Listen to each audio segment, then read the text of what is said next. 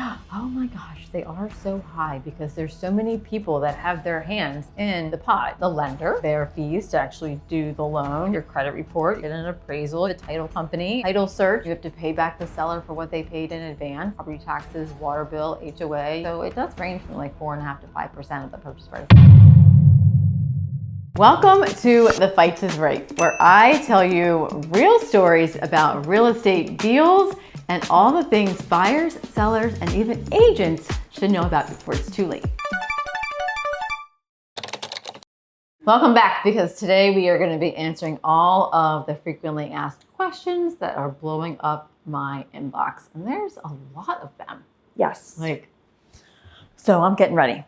Let's ask these questions. Let's go. Okay, first one, simple. How much money do I actually need to buy my first home? Because I'm confused. Okay, your first home, you need minimum down payment, right? 3.5%. You could be less depending. You need 5% for closing home. You need about $2,000 for appraisal and inspections, all up front. So 8.5% of the purchase price plus like $2,000. So I don't need 20%. You do not need 20%. To buy a house. Yes. That's a myth. It is a myth. You'll just have PMI. All right.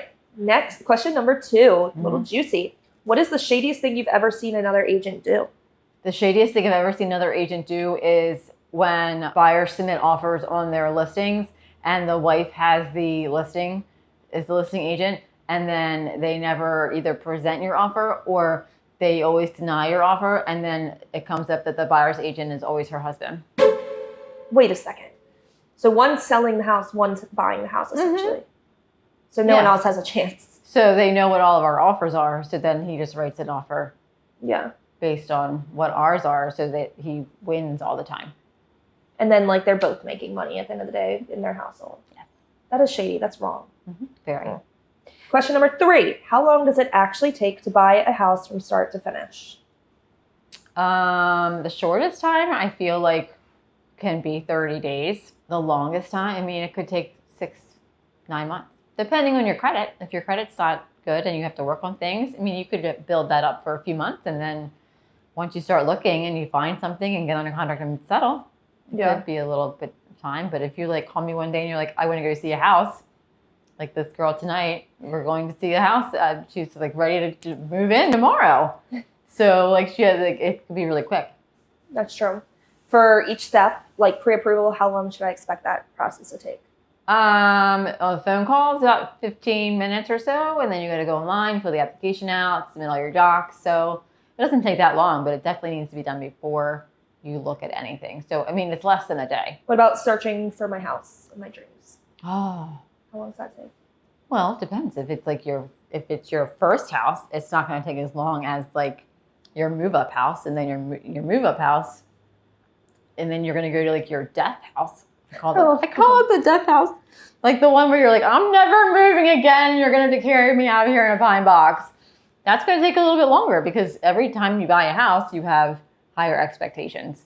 Sure. And you realize oh, I really want this in a house and I didn't have it before. So this is a non-negotiable. Yeah. What about the under contract to closing? How long does that typically take? 3.5, 4 weeks. Inspections, appraisal, lending stuff, and then you're in. Unless you're doing a short sale. Okay, so the timeline can vary based off of the situation. Yeah. All right, question 4, a little juicy. Ooh. Have you ever been scared for your safety as a realtor? Yes. What? Very much so. Very, very much. Oh, so when I showed a house and we went down the whole main level, and then all of a sudden you hear somebody running out upstairs and running deck to deck down. What? Yeah, squatters. I showed a house in Essex, and you walked in and there was this empty house, and then you walk upstairs and there's a dog in the dog crate and beer bottles and all the things. So yeah. What was that? Squatter left their dog there. Oh, nice. Or the time I went to go show a house, and it was a townhouse, and we went through the main level and up in the bedrooms, and then finally went down the basement, and it was just me and a girl and the buyer, and it was a guy, and he was naked, and he was sitting on the chair playing video games. Butt naked. And didn't even move. No underwear. No, nothing. You didn't say hi. You just left. We were whoa, and we ran out. This was a townhouse in Bel Air too. Like we were just like, What's yeah. happening? No, but then I had that open house situation where I had the crazy guy come, and I haven't done an open house since. Wait, what was that situation? Like the last 10 minutes of an open house on a Sunday afternoon, and the big like white unmarked van pulled into the driveway, and you get your little spidey senses up. Yeah. And I went over and I locked the storm door, and like the main door was open, but the storm door I locked it. And then there was another couple in the house, and I was like, "Don't leave me here. Don't leave me with whatever." So the guy comes to the door, and this tells you how long ago it was. It was 2012. He had a flip phone with my seller's name and phone number only. He had no like work order, nothing. He said he was from BGE, and he was there to check the water heater. BGE Home. He was there to check the water heater. I'm like, there ain't nobody checking a water heater at 10 of 3 on a Sunday afternoon. Okay? Like, this just does not happen. Mm-mm. So I call my seller, and she's like, no. So I went to the people that were in the house, because he was still outside, because I locked the door. I was like, I'm going to go out and turn everything off. Like, can we please just all walk out together? And they were very cool with it. So like we all left, and I would not let that guy in the house. We all like pulled out of the driveway and left, and he was still sitting there. Ugh. And I've never done an open house again. What do you think his intention was? Not good. No. No one comes at 10 minutes before the end and has good intentions. Gosh. No. But there have been people that have come through open houses, regardless of the price point, just looking for prescription meds. Or even just scope it out, and they rob the house later. Oh, nice. Oh, yeah. Nice. Yeah, I'd probably stay away from them. Mm-hmm. All right. On a less scary note, question number 5. What's the difference between pre-qualified and pre-approved? Pre-qualified is when you actually just kind of go online and like, or even over the phone, just verbally say, I make this amount this year, and I make this amount, and da-da-da-da-da. And then, but pre-approved, and so they say, okay, well, based on what you've told us, you can afford this. Pre-approved is when they've actually like reviewed your tax returns and your pay stubs and your bank statements and pulled all like if you pay child support or whatever, then they've reviewed all that and said, okay, you are now approved for this based on everything we see. Because, when you tell somebody I make this over the phone, it's never that. So pre-qualified really doesn't mean it's not worth the paper it's written on. Okay, so get pre-approved. Mm-hmm. Question 6, what's something you know about the house you're selling that you legally don't have to tell the buyer? Why they're moving. Ever? What if someone died there? I don't have to tell anybody. I've sold many houses where people have died in them. So not just old people. Are you not allowed to tell, or it's just you don't have to tell? Or is it like legally you can't? I don't have to tell at all. Is there anything morally you would have to tell someone? You have to tell somebody if they had a meth lab. That's so because it gets all in the walls and yeah. shit. So yeah. Have you had that before? Situation? No. But whenever I hear a house exploding, I'm like, oh, that's a meth lab. Dang. Question number 7. Should I buy a house or keep renting? I would absolutely buy a house so you can pay your own mortgage and get equity and get tax benefits. If you keep renting, you're paying somebody else's mortgage. Is there ever a time? So you're paying a mortgage, just not your own. Yeah. Is there ever a time renting is smarter than buying? I feel like renting is smarter like when you're in the middle of a divorce. Yeah. Or separating, you kind of like need like a little halfway, like, because if you buy something, it could still be marital property. Yeah. Even though you're getting a divorce. And so it's until you figure out life. Yeah. I think renting is a good idea at that point. What about when someone's like, let's say 21, just moving out of their parents' house? Would you recommend just absolutely rent? Yeah. I mean, if you can afford to buy. But I think, when you're just starting out and you have no idea what you're going to be doing in life or where that's going to be, you don't want to like commit to buy. Mm-hmm. Yeah. Question 8. Have you ever told a seller their house isn't worth what they think it is, and what happens? Every day. Every day. We can all want so much for our houses. We all think we have the best house on the block. But house is only worth what a buyer is willing to pay. And if I could sit here and tell you I'll sell your house, I'll list your house for $500,000, and it's only worth $250,000. It's hard because people think that it's worth a lot, and it's not, and they get upset with me. I think I've been wrong Yeah. Like majorly wrong on pricing twice ever. Yeah. Like majorly. So they should trust you. Yes. Because the alternative is you have an agent that lists it for the price you want and you wait months and no one buys it. I lost a big listing, because I said the value was like $675, and they listed it with another agent for $850, and it was on the market for almost a year, and it sold for $680 maybe. So they could have just gone with you. They could have just gone had with people me. negotiating to pay more. Exactly. And maybe. But no, their house is worth $8 something. It is hard because people get emotionally attached to their homes. You do get emotionally attached to your homes, but you have to realize that it is literally just four walls. Like whatever memories and stuff you have, you're taking them with you, and you have to kind of get into the business financial sense. Like like some people are really realistic, and you go in like, I know I need to do things. Tell me what I need to do. I know it's worth this much, like based on like Zillow and all that, which is crap. But at least they're like trying to educate themselves. Other people, they're like, well, I really would like this amount because I need to get this amount out so I can buy this. And it's not about that. Yeah. Like, I'd love to get you that amount too, but we can't just make it up out of there. Mm-hmm. And sometimes if they don't get it, I will actually take them out to see comps. Like other houses for sale in their neighborhood, so they can see what they're up against. Especially if we're getting bad feedback, like it's dirty, or, it needs, fresher paint or something like that. I'd be like, hey, let's go look at this. You can kind of see, like, they're looking at this one and yours.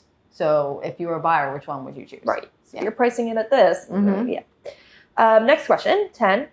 What are closing costs and why are they so high? Oh my gosh, they are so high because there's so many people that have their hands in the pot. You have the lender and their fees to actually do the loan. You have to get your credit report. You have to get an appraisal. You have to, and then you have the title company, and you have do the title search and see, like, make sure every time the house has been bought and sold that it has clear title and mortgage has been paid and nobody owes anybody anything. With the county, you have to transfer and record the deed. So like putting a new deed in the person's name costs a lot of money. And then you have to pay back the seller for what they paid in advance. So like property taxes, water bill, HOA, you have to pay all of them back. So it does range from like 4.5% to 5% of the purchase price. Yeah. You can't get around them. No. And you can't finance them in the mortgage either. They have to be paid. Mm-hmm. What do you do when your buyer and their spouse disagree about a house? Like one loves it, one hates it. You're in the middle. That happens a lot. It's very rare that both people love the same house. Usually there's someone that wears the pants in the family and they win out. So being the person with the money? Not necessarily. Just the person who's more in charge. What do you do in those situations? Just head out of it? Sometimes I let my major kind of take over, and I try to talk to them and figure out what their pain points are, what they love, and like what could be fixed or modified. Other times I'm like, you guys got to go home and figure it out, like on your own. Like, I told my one friend, I said, you got to go home and woo him because you do that on your end and you come back to me afterwards and tell me what the status is of things, because you don't really want to get involved, especially when people are spending a lot of money. Like, I don't want to push somebody to like something that they don't like, but then, but there's usually one person that's in charge. And you can tell pretty quick. Yeah, because that's usually my point of contact in a transaction too. Like, I'll always call that person when I have to talk about something. Yeah. I won't call them both, or I won't call him one day and her another day, or it's always the same person. Is it usually the female or the male? It's usually the female. That's what I would figure. Mm-hmm. The males are just along for the ride. Yep. What's the most someone has ever overpaid for a house, and did you try to stop them? I feel me.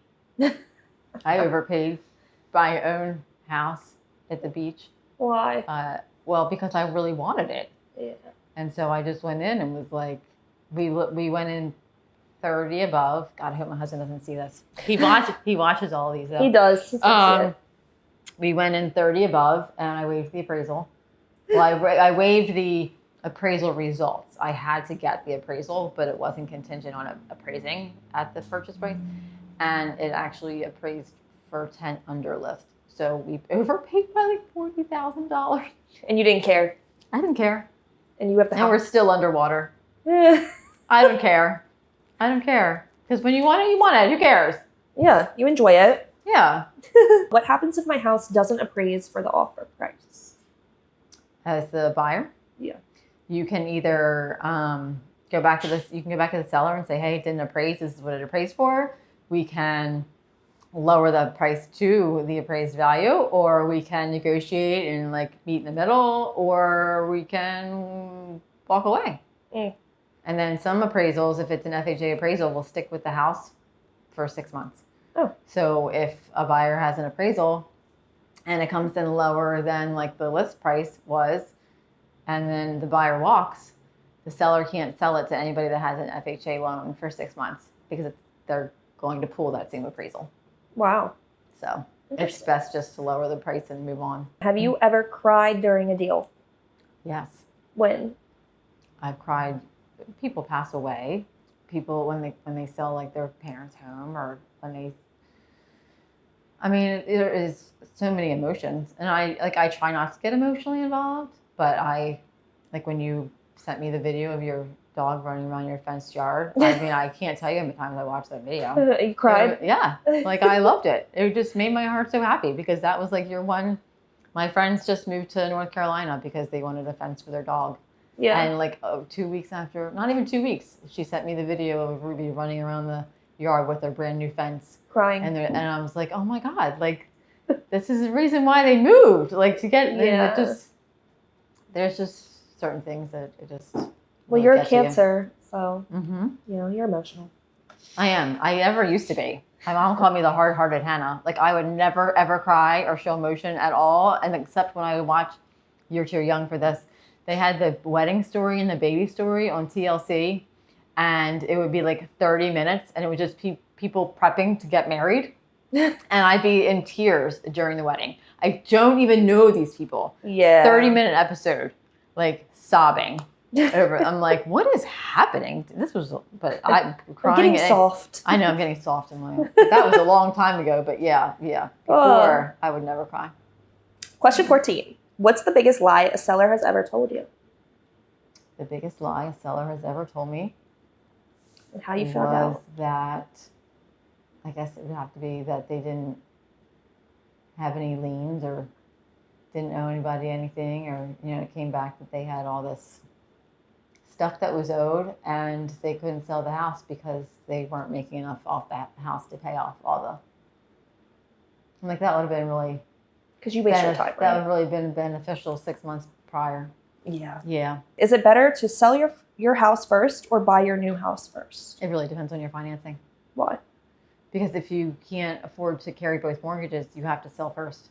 Yeah. You need the money from house one for house two. If you need the money from house one to buy house two, or you can always recast it later, but if you can't afford to keep one and then buy two, like you have to carry both mortgages. If you can't make both payments or qualify, like with your debt to income, it really just depends on your finances. But I try to get people to buy and then sell because it's easier, because you can't really buy with the contingency. It's not going to get accepted unless it's been on the market a long time, or if you have like babies or pets, or it's just hard to get out of the house for showings and hard to keep it clean all the time. Yeah. So it's like, just go buy and move everything out, and then we'll list it. That way you don't have to deal with people coming in and out.